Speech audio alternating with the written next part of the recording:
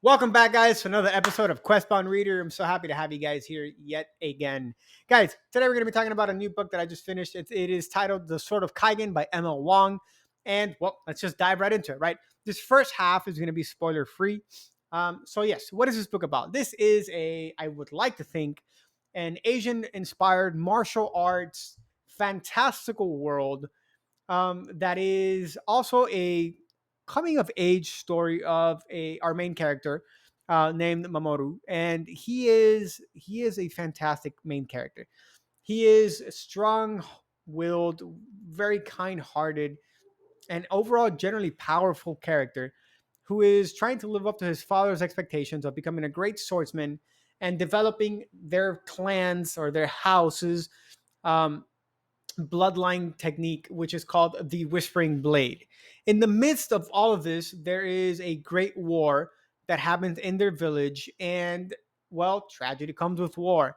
And we see the aftermath of this war. Now, I want to say this book is going to be something you like if you like like Asian inspired politics. It's a very proper book. You see they have a huge emphasis on the patriarchy, at least in the village, where the man leads, the man tells the women what to do, and you kind of see like the old way back when people used to do that in our society, right? And many people still in Asian cultures do this now. And then you see the rest of the world who doesn't follow these specific cultures or guidelines and stuff like that. The empire or the emperor of this section of the world is it's a powerful empire, and they're going through main attacks from other competitors or other rival emperors and stuff like that.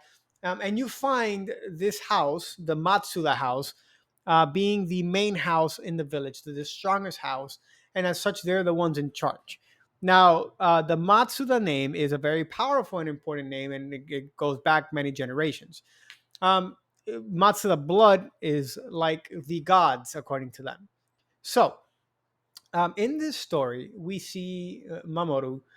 He is trying to go through and become his father's greatest realization while at the same time maintaining the truth within him.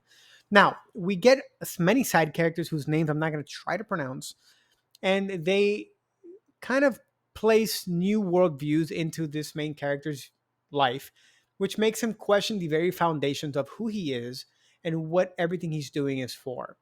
Um, he brings this up to his father. His father tells him that he's full of crap, pretty much, and that he needs to get his life together. And glory to the empire, always the empire this, the empire that. Forget everything else.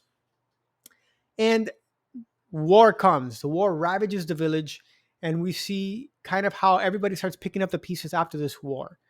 Now, I am gonna end the non-spoilered section here. I know, but there's so much that I have to talk about that has spoilers. And I'm gonna lead in with this, right? So halfway through the book is really when you start seeing the action. That's when the war happens. And halfway through the book is where our main character dies. It's horrible.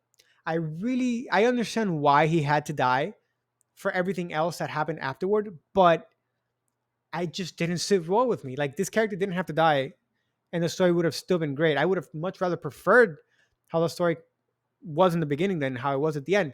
So Mamoru dies protecting his clan, protecting the weak, and he goes down as a hero. Now his father, who's the strongest person on that mountain, really pissed me off because he took orders from his brother, who was the head of the house, to abandon him and his son to face hundreds of people while he went up to protect the women. Like, this guy was the strongest guy there, and he literally let his son die. That just sits very poorly with me. I get it. I get it. And I understand why so many people like this kind of thing. But to me personally, it's like I can't, in good consciousness, say that I would do the same thing if I were in his shoes. Like, this is my son.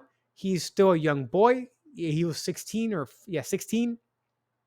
There's no way he's strong enough to handle everything. But, duty and honor say that I have to listen to the head of the household. It just pissed me off. Like, duty and honor can go fly a kite on a Sunday afternoon. Like, this is my family, and duty and honor don't come before family, at least in my opinion.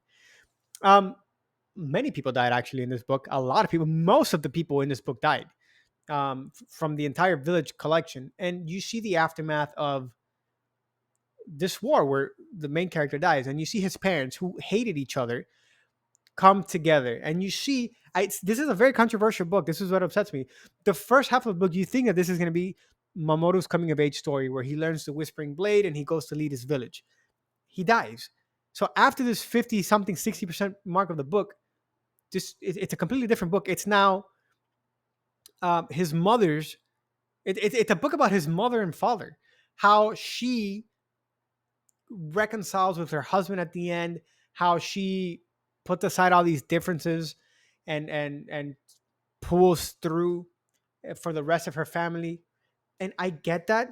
It's just I expected so much more. Like, I went into this book, I was like, okay, this is gonna be another 5 out of 5 because I've been on a 5 out of 5 star rating for like the past 4 or 5 books that I've read.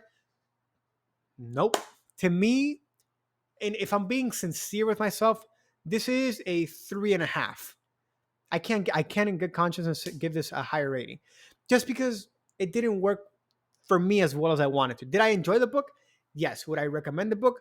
Sure, I do. I recommend it to you guys. If not, I wouldn't be saying this. Um, but just for me, I really wish that things would have ended differently. We see very weak characters surviving the war, and we see the strong and the brave and the main characters, the future, dying to some degree, right? You see how at the end of the book his father and mother kind of reconcile and they start loving each other, but then you have like a love interest from when the mother was a teenager come back, and she still loves him after 16 years, but she can't tell him that ever. And now it's like this whole, like, it turns into a completely different book, and it just didn't sit that well with me. um Maybe one day I'll reread it and maybe I'll be in a better mindset to, I don't know, relate to this. But I feel like the book now, it didn't tie. My biggest critique with this book is that there were a lot of loose ends that the book didn't tie. Like, what happens to the kids that were abducted? What kids were abducted? Read and you'll find out, right? What happens to the government? What happens with this family? Right? Things aren't kumbaya. Like, that's not how life works, right? So a lot of loose endings. Now, if ML Wang releases the Sword of Kaigen 2.0, that'll tie up probably all the loose ends. And then maybe I'll say, okay, well, this all made sense. It was building up to the second book. Sure. But, I haven't heard that happening. I digress. Guys, I give this an okay. It's an okay in my scale. It's just slightly better than okay. I recommend you guys give it a shot. Let me know what you guys think. If you've already read it, share your thoughts. I know many of you guys, this is probably an unpopular opinion. Many of you love this standalone. That's okay. I'm so happy that it worked for you.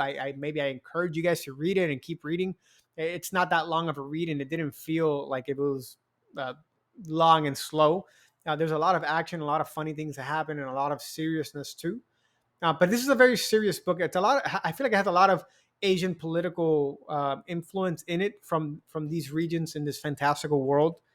And so if that kind of like interests you, then go for it. Share with me your thoughts, guys. And again, as always, I look forward to seeing you on our next episode, which will probably be on Monday for Manga Monday or Anime Monday, whatever I got story in the sword for you. So I'll see you guys soon. Take care.